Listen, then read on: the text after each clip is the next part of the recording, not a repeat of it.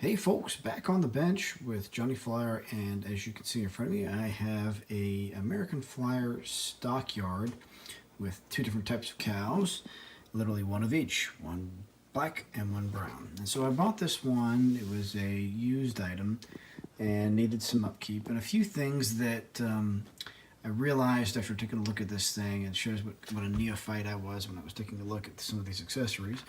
But the biggest one is, you'll notice, there is a piece here that should be coming all the way up here of this mat that vibrates back and forth. And if you remember, the mat on the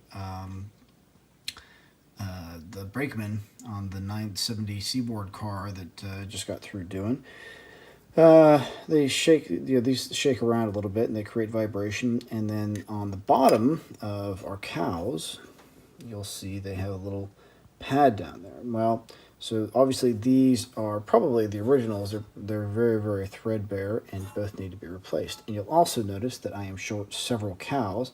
I believe there's supposed to be 4 of each color. I am short 1. So what I want to do is I want to break out, once again, Mr. Tom Barker's book on American Flyer repairs and see if I can't well, first thing is I want to replicate my cows. I want to create more of what I have here. And then I want to do some cleanup of the station here, or the stockyard. It's in pretty good shape. Probably some paint issues here, but this is where the track goes, and I don't know that I want to spend the time to tear this whole thing down to fix something that's going to get scratched up to begin with. So I may just do some CRC 226. Otherwise, the paint job on the rest of this looks really fairly nice. I might try to repaint the fence line here, but really it's a very nice little piece and in good shape. So plugged it in, and I've wired it up here just to kind of show you what they do. But as you see, our cows, movement's a little bit anemic here. They're not really moving around the way you'd want to. And really, if you watch on some of the videos, I mean, as soon as the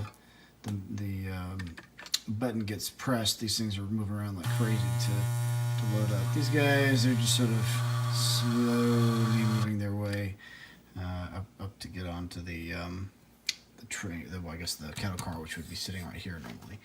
So got some work to do. I'm going to start off though with trying to replicate our cows. And the first thing we're going to do is probably strip off the bottom of these little mats at the bottom here. And then I'm going to try a similar method to what's in Mr. Barker's book, but I've been playing around a little bit with some silicone cornstarch molds that allow me to make more than just one at a time of these. And I'm going to play around with some different products. So just a bit of a science experiment on this. But do some cleanup, and we'll see if we can't get these things working again. So next step, we'll take the pads off the bottom of our cows.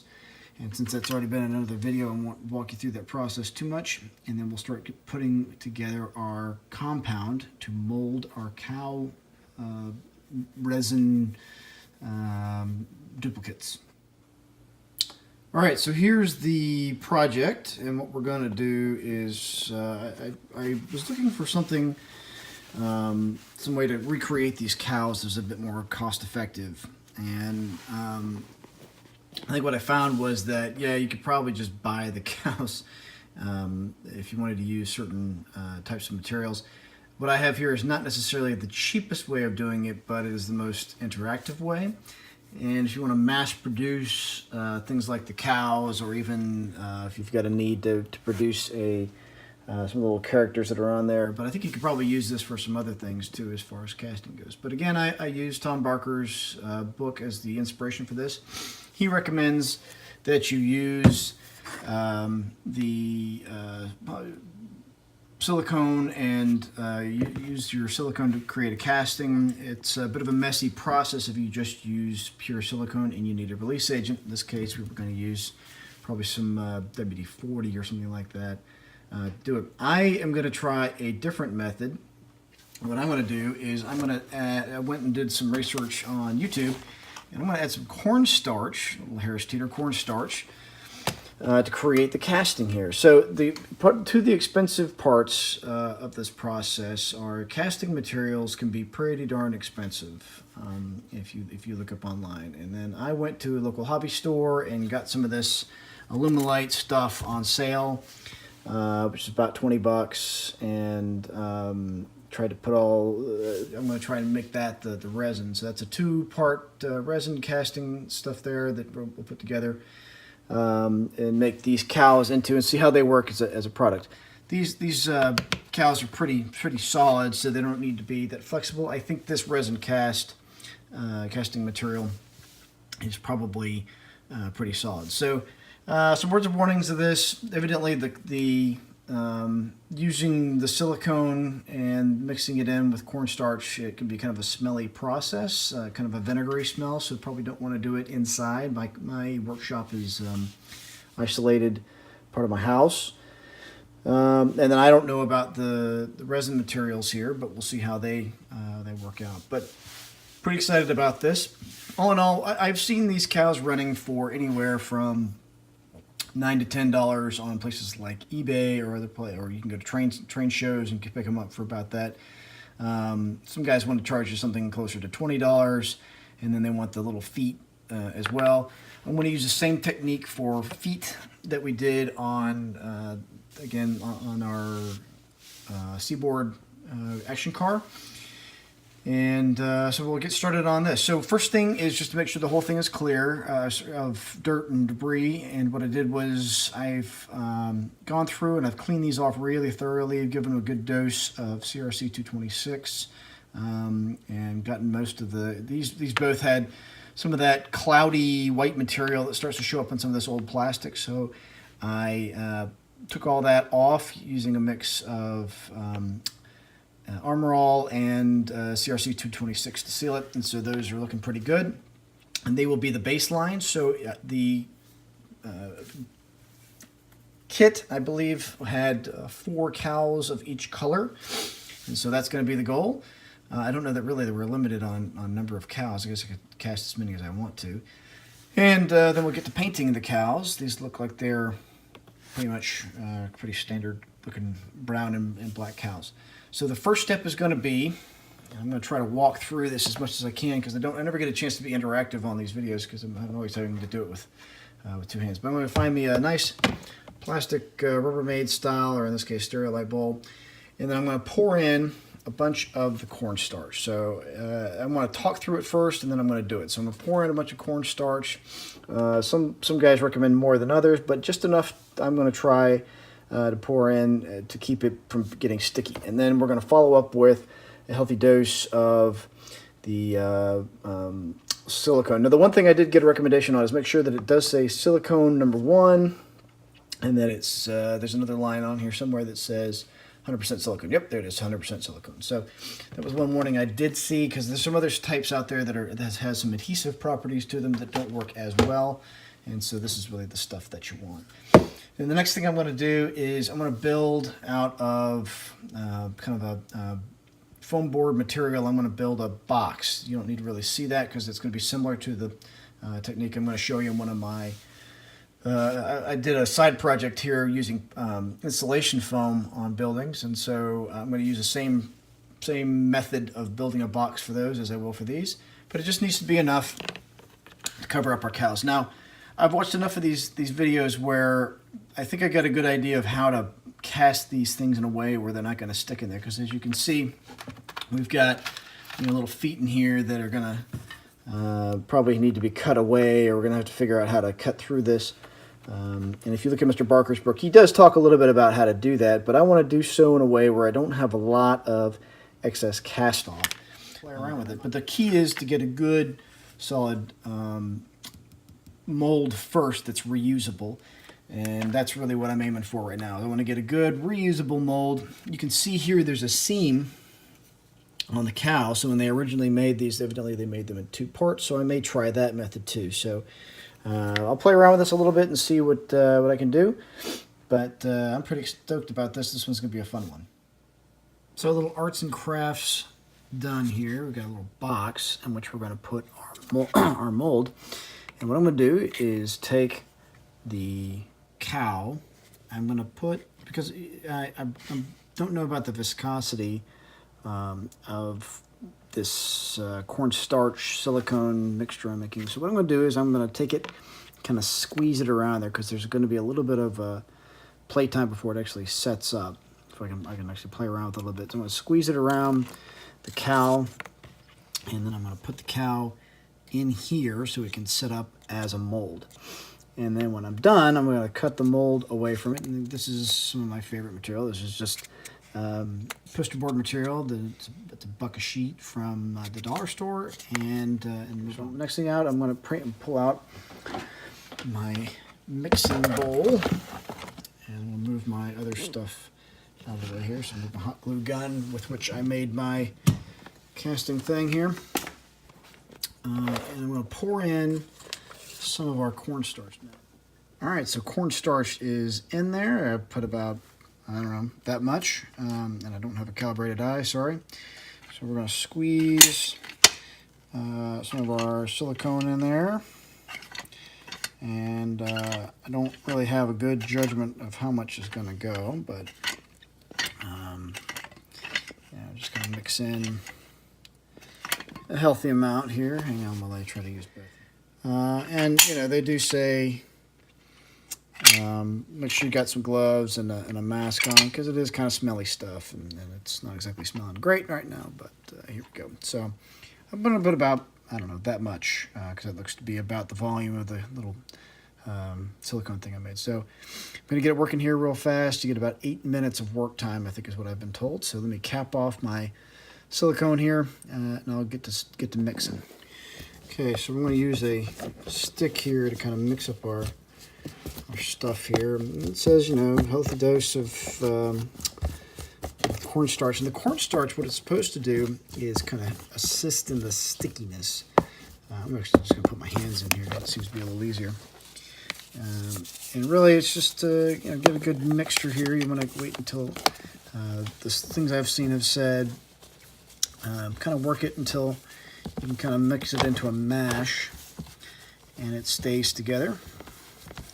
And I think I may have overdone it a little bit on the cornstarch, but this is already starting to come together a little bit in a way that is workable. Yeah, that's actually coming together nicely. Okay, good. So, just a good little, work it a bit here. I'm going to kind of take it in my hands and squeeze it a little bit, make sure that it's not too sticky, and where it gets sticky.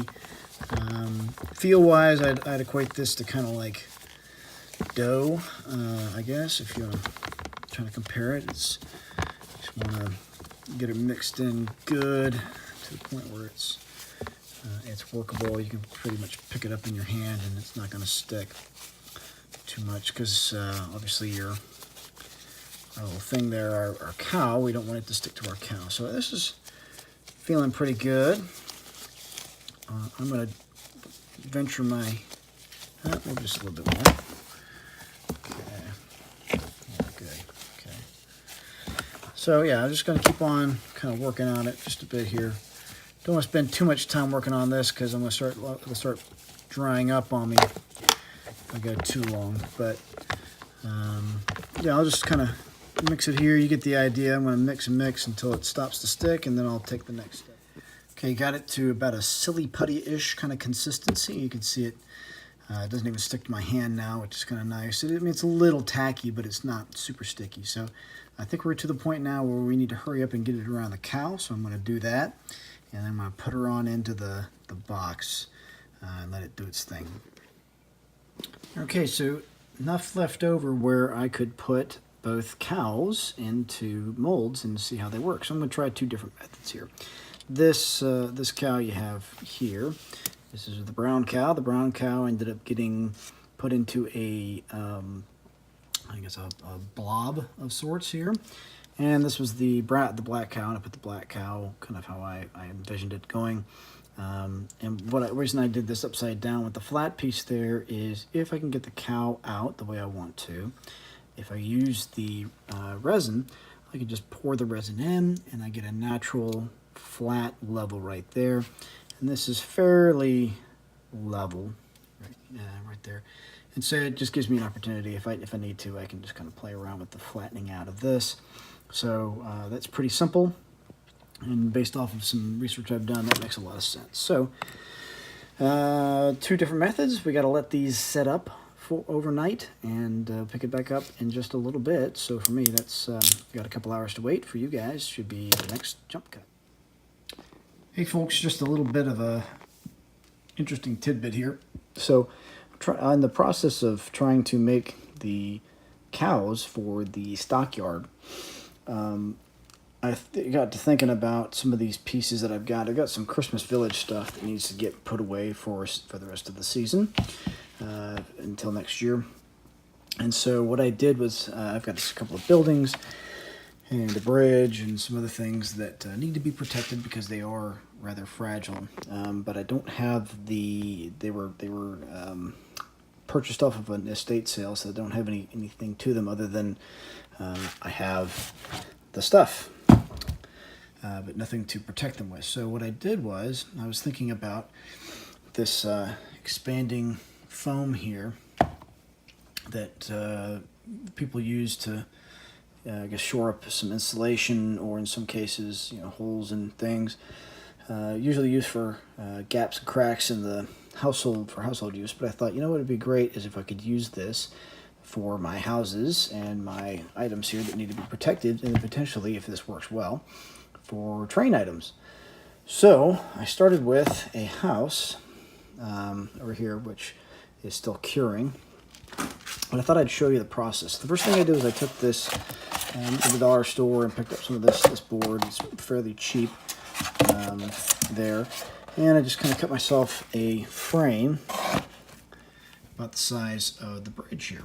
So, bridge is good. And then what I'm going to do, is I'm going to lay down a base layer and then put it in upside down so that I can kind of dip the whole thing in like so. What I found with the expanding foam was it does expand pretty quick, and to kind of work with it just to I guess quickly to make sure that you don't lose one. You don't want it to be overly sticky, which is why the cellophane is on there.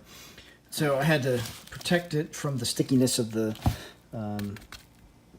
spray foam, and so that's why I've got the cellophane on. So what I want to do is I'm just going to take it, I'm going to dip it in there, and I'm going to see if I can get this spray foam to work for me. So I'm going to try and videotape this as I go. So wish me luck.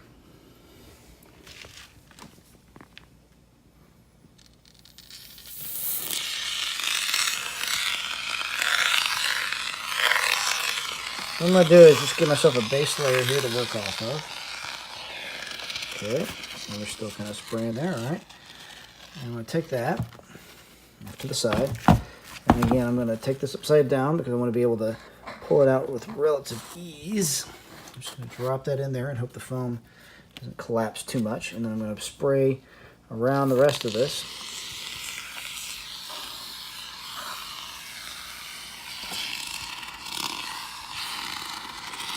Okay. I'm just going to let that expand a little bit. Alright, so you can see just a minute or two after spraying, it's already starting to grow here, and it will grow significantly more. And it just kind of naturally going to find the contours of the bridge and I think push into them. So if it works the way I hope it's working, we should have half of a bridge here. Now what I'm going to do is I'm going to put a little bit of paper across the top here to create a natural boundary between the two. So all I have to do is just pick up the 2 pieces of foam.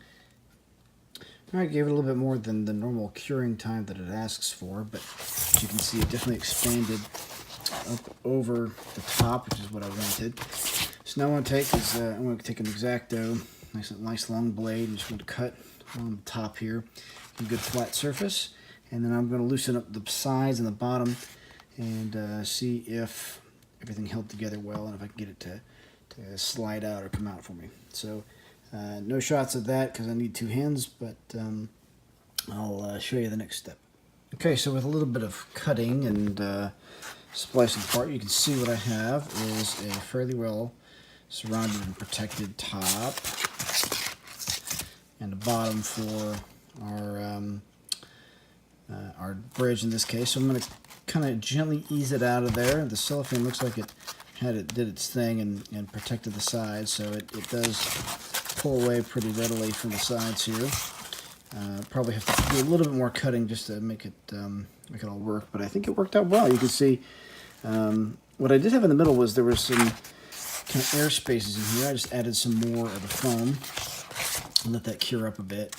And now what I've got, and I think what I'm going to end up doing is putting our box back together here, which will just add some extra reinforcement. But essentially what I'll have is a nice